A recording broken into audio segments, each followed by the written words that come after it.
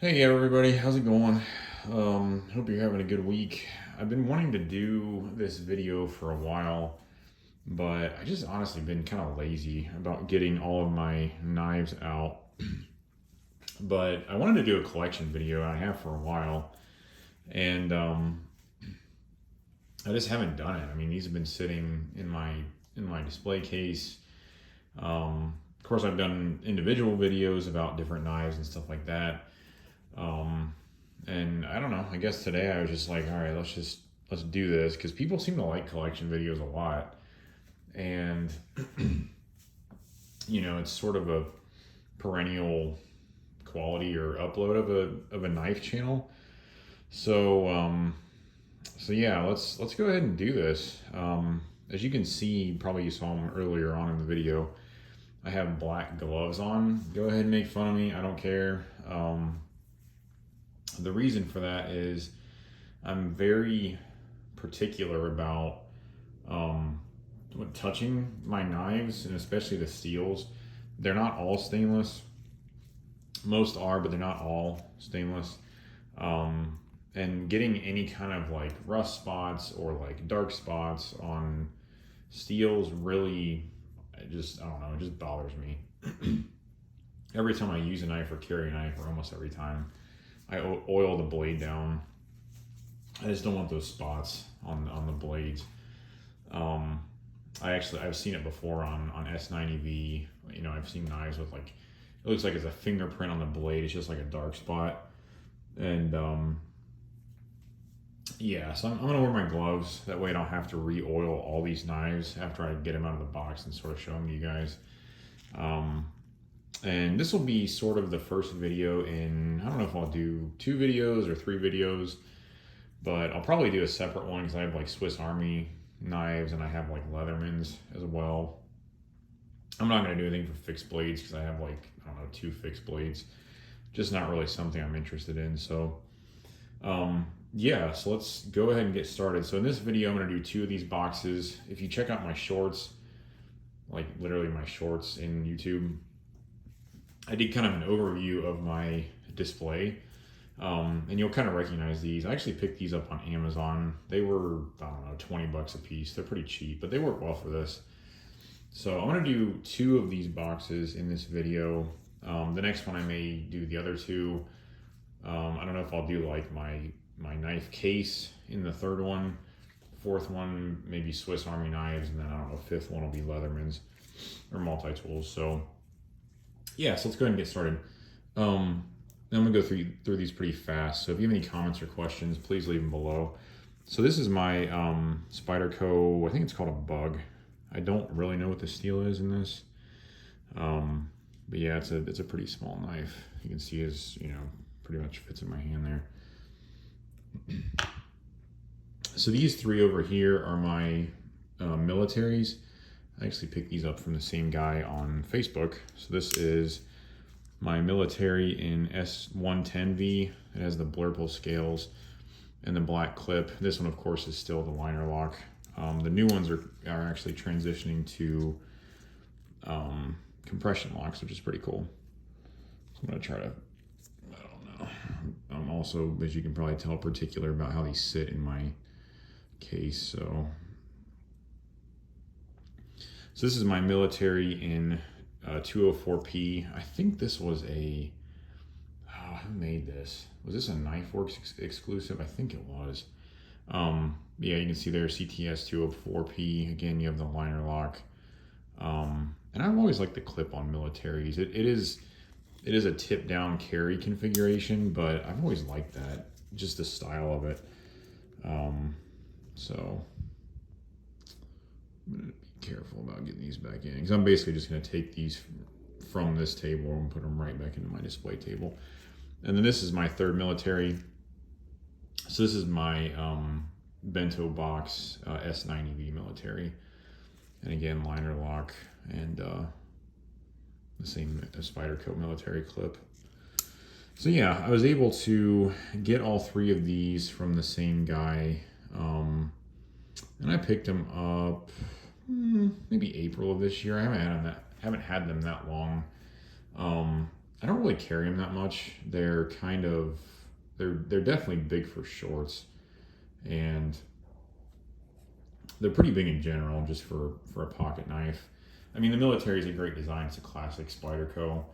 Just not my cup of tea for carry, but I will occasionally. This is my Rex 45 GP Knives exclusive pair of 3. And this is the one that I did the video on the patina process for the blade. So you can see there the patina on the blade. I actually carried this one at the Ohio State Fair. I was just there yesterday. So it's a great lightweight carry. Has the compression lock, and you know, Rex 45 is a great steel. This is my Spyderco Pokey.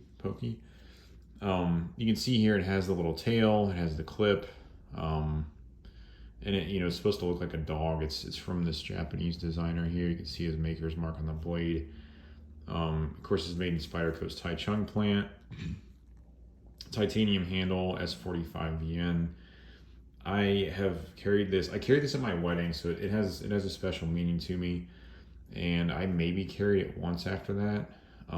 It's a cool little small knife. I'm just not really I don't know. I'm not really, unless it's sort of a Swiss Army Classic or something. I don't do backup knives typically. So that one doesn't get carried a lot. And then also I don't really want it to get damaged since it's my wedding knife. This one is the Dyad in supposed to be gray G10, sort of a white. But this one is a really unique model because it actually has 2 blades. So you can see there and there. So one serrated, one straight edge. They're both VG10. This guy's made in Japan. And the other cool thing is both blades lock. So you can see there the dual locks. So yeah, it's a really neat, unique design. And I actually remember when these were on, I don't know, different websites, and they were there for a long time. And I don't know why I never picked one up. Just never, I don't know, never really had the money for it, I guess. But actually, I picked this one up from the same guy who sold me all the militaries. I did have a deep carry clip on this, with the intention of carrying it, but let me put it closer to the camera. But I never did, so I just put the regular clip back on. A lot of these are more just collector's pieces for me. Spyderco is my favorite brand. I think they do a lot of really, really cool, unique pieces, and I don't know. I just don't really, especially the models like this that are retired, I just don't like to carry them. So we'll put that guy back in there. And again, feel free to make fun of me for the gloves or for the display or whatever. I don't really care. This is one that has quite a bit of, I guess, nostalgia for me. Not this particular knife, but this model. So this is the Spyderco Birch Chubby, and it's a Michael Birch design, which you can see here, Birch Tree Blade Works. It's a really stout little guy, has the carbon fiber inserts here. And the reason why this one has some meaning to me is because this was one of the first high-end knives that I ever purchased. And it was actually one of the first that I purchased when I was a Spyderco dealer. And I ended up keeping that one, but then I sold it a little while down the road, and I really regretted it. I kind of thought about it, and I was like, man, I really want to have another Chubby in my collection. So yeah, so this is the Birch Tree Blade Works Chub. You can see it's a frame lock S30V, and it comes from the Taichung plant.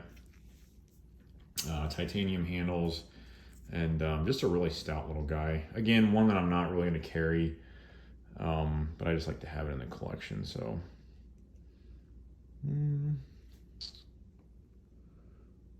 I'll set that one like that. I kind of made a decision with some of these, like if there's a Spyderco that's more collectible, I may just pick up a second copy of it if I want to carry it. Like these chubbies are not too hard to find. The dyads aren't super hard to find either.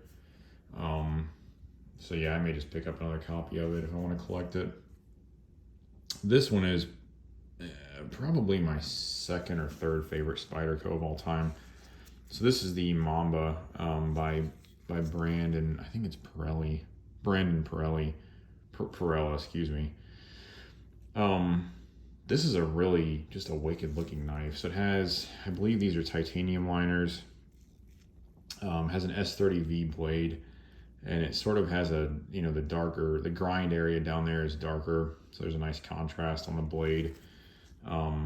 Upswept, and it's S30V, comes from Taichung, and it's just I don't know, carbon fiber scales. It's a really elegant knife, but it's also, you know, like I said, really wicked looking. So it is a flipper, and Spyderco for a long time was not known for strong flipping actions. This one's pretty good, and I think this one's on bearings. So yeah, this is the Spyderco Mamba. So you can see here, these just barely fit into this display case. I kind of have to ease them in there because they're pretty tight. But yeah, it works. So this top one here is probably my favorite Spyderco ever. I posted about this one a lot on Facebook, and I have done a video on this one. This is the Thai stick and the designer is Brian Thai. Again, this is a Taichung design, or Taichung, it was manufactured in Taichung by Spyderco. This one being translated to Spyderco was sort of interesting to me because they always want to include the Spidey hole in some way. So for this one, they basically just stuck it right on top of the blade. And it's just such a unique look. And then the machining on the handle scales is really nice too. As you can see here, it's sort of a Brian Thai signature design. Yeah, this is just a really, really cool knife. Again, really wicked design, kind of like the Mamba. Don't really carry or use this one either. I mean, it's, you know, again, it's kind of a collector's piece now. The tip on this is also very pointy and prone to breaking. This is S90V, so it can be a little brittle.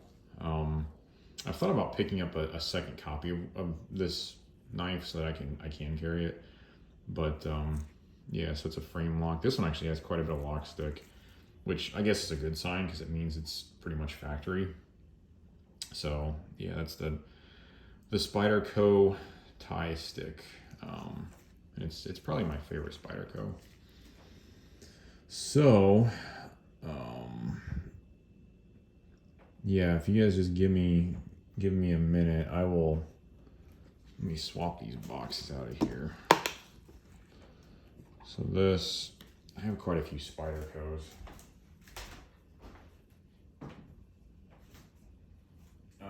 This next box is has a few Spydercos and is a lot of case knives.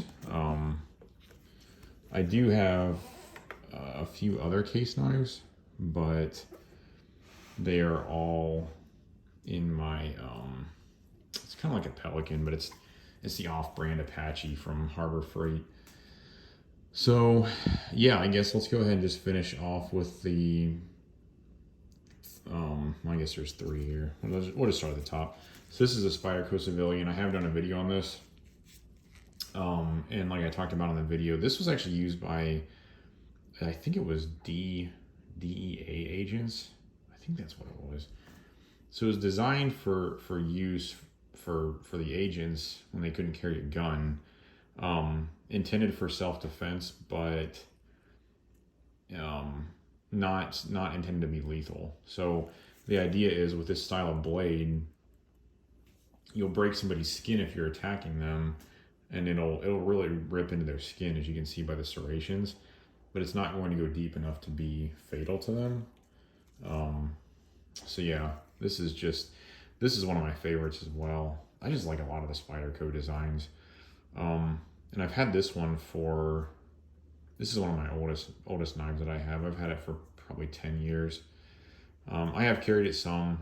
It doesn't really show it, but I'll carry it with a backup, like a case knife or something. And yeah, it's a back lock, and it's kind of interesting because it sort of has the single liner on the one side there, and then the other side is just G10, I believe. I've never had this torn down, but yeah, this comes out of their Seki City plant, and not a huge fan of that plant. I've talked about my favorite Spyderco facility, but I think this is a really excellent model, and I think they do a really nice job on the blade. So that's the Spyderco Civilian.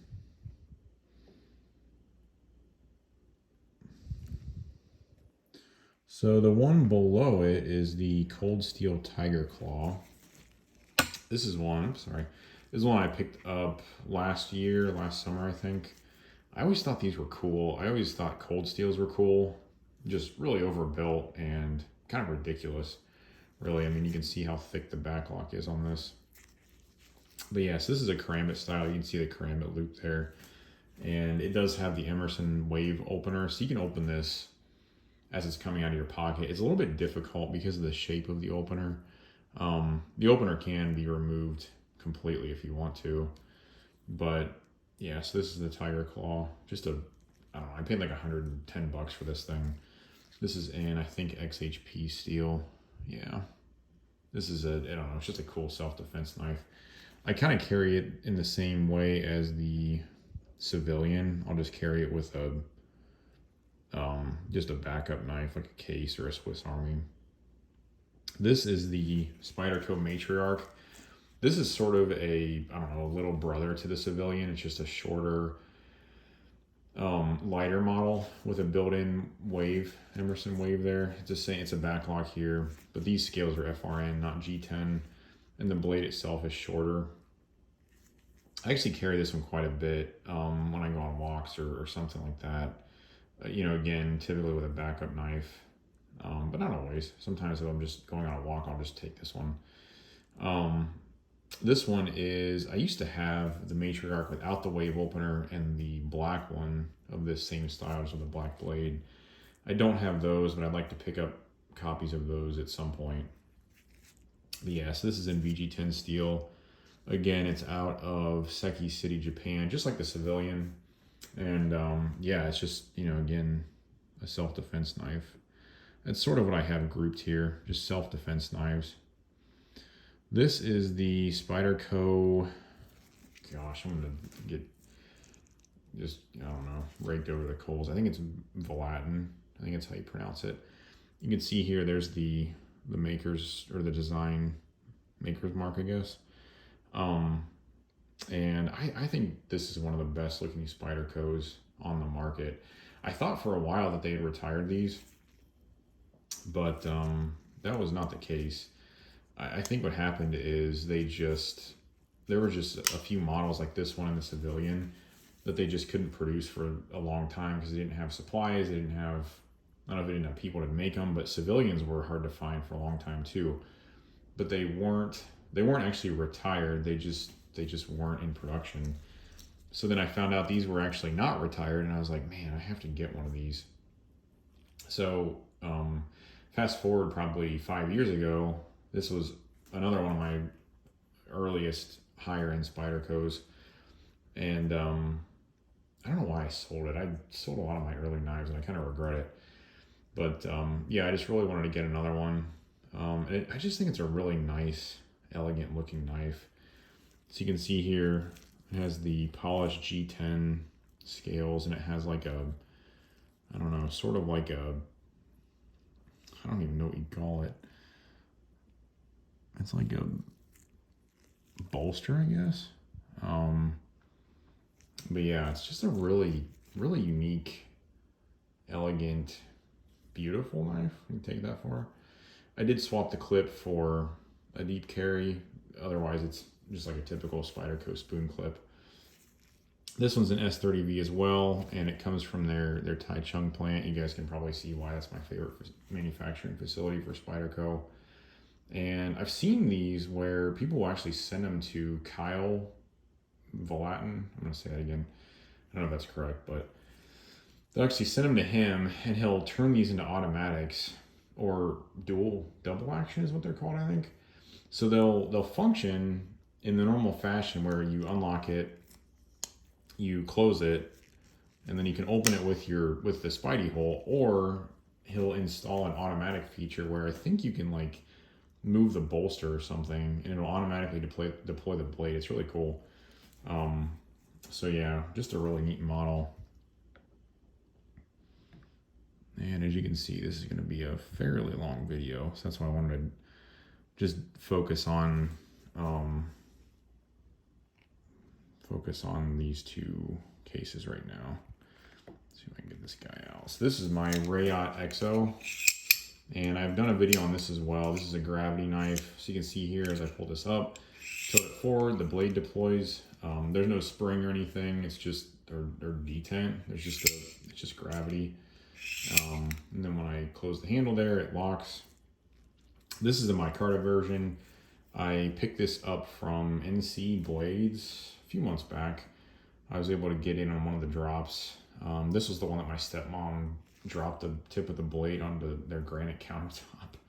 So I had to send it out and have it reprofiled, but it looks pretty good now. So yeah, this is an LMAX steel. It did come with a little like belt sheath, but I don't really carry it. I've thought about buying a pocket slip for it, but I haven't decided if I'm going to do that or not. I may just leave it as a collector's piece, so we'll see. And as you can see, I'm being pretty careful when I put these back in here. And the reason for that is, I don't know, I'm just probably too particular with my knives, to be honest. So getting into the case knives, we'll just kind of run through these real quick. This is a case, you have to correct me on names. I think it's maybe a Hunter or something. I picked this one up at actually at the Case Museum in Bradford, PA, Pennsylvania, or the Case store at their headquarters. So this one has some significance to me just because I picked it up on that trip. Bone scales, made in the USA. This is their stainless steel. I like this model because it's locking and it has the thumb stud, so I can open it one-handed. The quality on this, so the centering is pretty good, but it does have some lock rock. I think it's, you can see, I think it's secure enough. I mean, the lock's all the way over there, so it's not going to close on my hand, but a little bit shady there. But I still like case knives a lot. This is a Case copper lock, maybe. Again, if you know these names, you know, feel free to correct me in the comments. But yeah, it has these cool green scales. I picked this one up on eBay, but I can't remember what those scales are called. Stainless steel. It's pretty similar to the other one over there. It has the liner lock. This one doesn't have any lock rock, which is nice. This one's a little bit smoother than the other one. It seems a little more solid. You know, pretty good centering there. And yeah, just a nice traditional knife. This one is one I picked up a year or two ago. Honestly, I just really like the scales on this knife. So you can see here, just a lot of just a neat pattern in that. Warncliffe blade style. This one is a back lock, so you can see here the back lock. Just a nice backup knife, really, or primary. I need to have a new slip made for my case knives. I just bought a cheap one off, I don't know, some website. And yeah, I need to have a new one made. So this is another case. Again, I don't know what the name of this one is. I've had this one for a long time. So my dad and stepmom bought this one for me when I got Eagle Scout, and they actually had the blade. They actually had my name put onto it there, and they had Eagle Scout 2007 put on this side. It's a little bit off. I mean, you can see, I don't know who did it, but the O's are a little bit off, but that's okay. It gives it some character. Has the bone handles. It's the stainless steel, and it's also a back lock. So this one does have some sentimental value to me. I don't really carry that one. I do carry this one, and I carry the other two that I've showed you. This one is one that my stepdad got me last year or the year before for Christmas. So this is a golden dollar exclusive from 2000. Again, the stainless steel. This is the case trapper pattern, I think. So this is called a spay blade. You can see Sacagawea there, and it came with like one of the coins. It was just sort of a collector's set. But I keep the knife in here because I like the handle scales. I guess this is number 881. So this one is probably, this is one of my favorite case knives. I don't know if it's quite my favorite, but I really like the carbon fiber scales. They started doing stuff with more modern materials besides like bone fairly recently. I've had this one for a few years. You know, this is again the trapper design, which the Sacagawea one was as well. You have the stainless steel, you have the clip point blade here, and you have the spay blade again. But the carbon fiber just lightens it up, makes it very modern. And yeah, it's just a really neat traditional knife. So I'm glad they use carbon fiber. And then this one is the first case knife I ever received. I received this one for Christmas in, I don't know, probably 16 or 17 years ago. So, you know, this one came from my parents, and it does have quite a bit of sentimental value to me. You know, it has the red bone handles, and this is again a trapper, so you have the clip point blade and the spay blade. So yeah, it's significantly heavier than the carbon fiber model over there. But yeah, just a cool trapper. And the final two, you can see the video's approaching 30 minutes, this is the Case Canoe. I got a lot of these from a dealer in Ohio, close to where I used to live. He's a case dealer, so you get a lot of these. But this is the canoe pattern, so you can see here, the handle looks like a canoe. And the blades are sort of stout. Just a very useful blade design. You have a big one here and a small one here. This is stainless steel. And yeah, and purple bones. That's kind of what attracted me to it. And then the final one in this box is the Case Halloween Special. This is the other one I picked up at their factory store in Pennsylvania. So you can see here, this is has Case there with the cat and the hat, and it says Happy Halloween. And then the blade is serrated, which is pretty rare for case knives. They don't do a lot of serrated blades. I've primarily seen them on their Halloween knives. They may just only do them on Halloween knives. I'm not sure about that. But yeah, they actually had a bunch of these, and they were on clearance, so I picked one up. But the handle's a teardrop pattern, and it has the orange bone, which is smooth on this model. So yeah, just a neat little blade. I don't know, carry that around Halloween time, but not too often. Don't really use it much. Yeah, that's a long video. So those are the first two display cases. I can't say case, I just talked about a bunch of case knives. Those are the first two display cases of knives that I wanted to show you guys. So I'll have two additional cases. I'll have my Apache case, I'll have my Swiss Army knives, and then I'll have my Leatherman, or my multi-tools to also do videos on. So be sure to look for those coming up. If you like this, please leave a like. Please subscribe if you haven't. Have a good rest of the week, and we will talk to you guys on the next one. See ya.